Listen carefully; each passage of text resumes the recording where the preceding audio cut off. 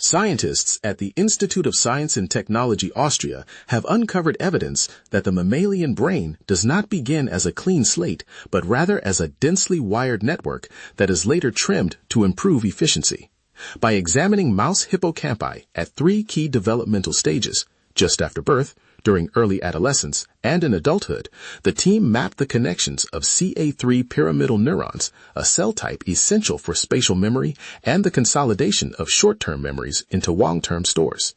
In the newborn mice, the researchers observed an exuberant mesh of neuronal processes with seemingly random synaptic contacts creating a highly complex structure. As the mice grew, electrical recordings and detailed morphological reconstructions revealed a systematic loss of redundant connections, resulting in a more organized and less redundant circuitry by the time the animals reached adulthood.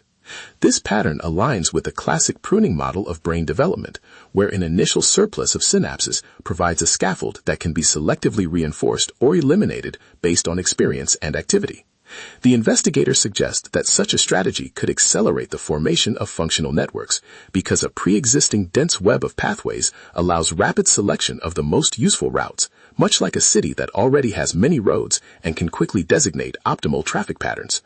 In contrast, a truly blank brain would need to grow new connections from scratch, a slower process that could hinder early learning.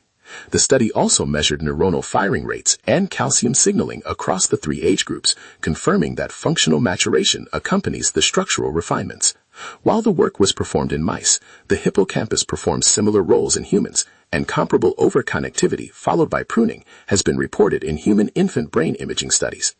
If these mechanisms are conserved, they may help explain how early experiences shape cognitive abilities and why disruptions in pruning are implicated in neurodevelopmental disorders such as autism and schizophrenia. The findings were published in Nature Communications and add a new layer of understanding to the long-standing debate over whether the brain is born blank or full. Future research will aim to determine the molecular cues that guide selective pruning and to explore therapeutic avenues for conditions where this process goes awry. The latest news you find here.